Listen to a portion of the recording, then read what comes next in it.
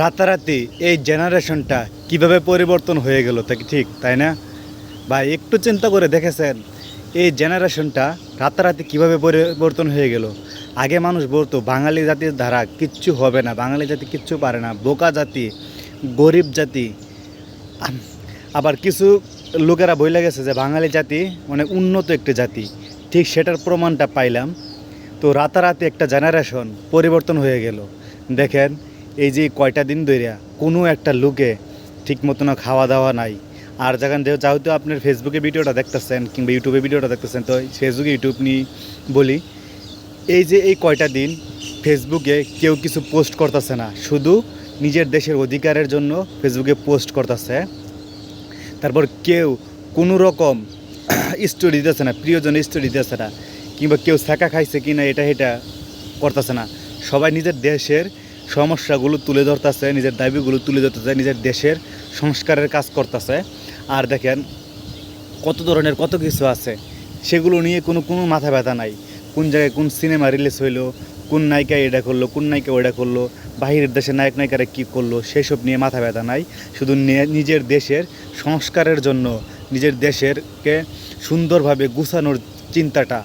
এখানে ঠিক মতন মানুষ একজন ঘুমাতে পারে না। আমি কল্পনা তো ভাবতে পারি নাই এই 2024 সালে এসেও এই জেনারেশনটা এতটা পরিবর্তন হবে।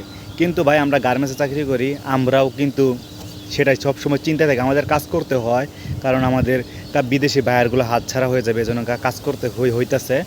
যাই হোক, পরবর্তী বাংলাদেশ তো আরও উন্নত করতে হবে এজন্য। তো এটাই, কেউ গার্মেন্টস শ্রমিকদেরকেও ভুল বুঝবেন না। তো আমরাও কিন্তু সবসময় টেনশনে থাকি, যতটুকু পারি ফেসবুকে লেখালেখি করি, পোস্ট করি, আপনারা দেখতেই পারতেছেন। তো রাতারাতি যে জেনারেশনটা এইভাবে পরিবর্তন হয়ে যাব, সেটা কিন্তু কেউই কখনোই ভাবতে পারে নাই। এই জেনারেশনটা রাতারাতি এতটা পরিবর্তন হয়ে যাব।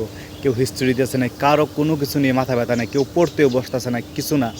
মানে কিছুদিন আগে যে একটা এই 2 দিন আগে আলিম পরীক্ষা ছিল, তারা নাকি পরীক্ষায় বসবে না যে পর্যন্ত দেশ সংস্কার না হবে। দেখেন এই এই সময়ে এসে বাচ্চাদের কি মন মানসিকতাটা দেখছেন, একটু চিন্তা করার বিষয় কিন্তু ভাই, এটাও চিন্তা করার বিষয় যে 2024 সালে এসে ওই জেনারেশনটা রাতারাতি পরিবর্তন হয়ে যাচ্ছে। এটা ভাবার একটা বিষয়। কেউ কোনো রকম করে না, বিকালবেলা খেলতেও পর্যন্ত যায় না। এই যে আমি অন্য কোনো নিয়ে ভিডিও তৈরি করতেছি না, জাস্ট খালি আমার দেশ সংস্কারের কাজে ভিডিও করতেছি, যেন আমার দেশটাকে ভালোভাবে সংস্কার হয়, ভালো একটা উন্নতি দিতে পারি, আমার সন্তানাদিরা যেন ভালো একটা দেশ পায়, সে আশায়, সে কামনাই করি, আল্লাহর কাছে দোয়া করি ভাই। এছাড়া আর কিছু করার মতো আমার নাই। তো যতটুকু পারি ততটুকু করতেছি, কেউ আমাদেরকে ভুল বুঝবেন না, ঠিক আছে? তো সবাই এগিয়ে যাও, বিজয় আমাদেরই হবে ইনশাল্লাহ, আমরাই বিজয় হব, আল্লাহ আমাদের সাথে আছেন।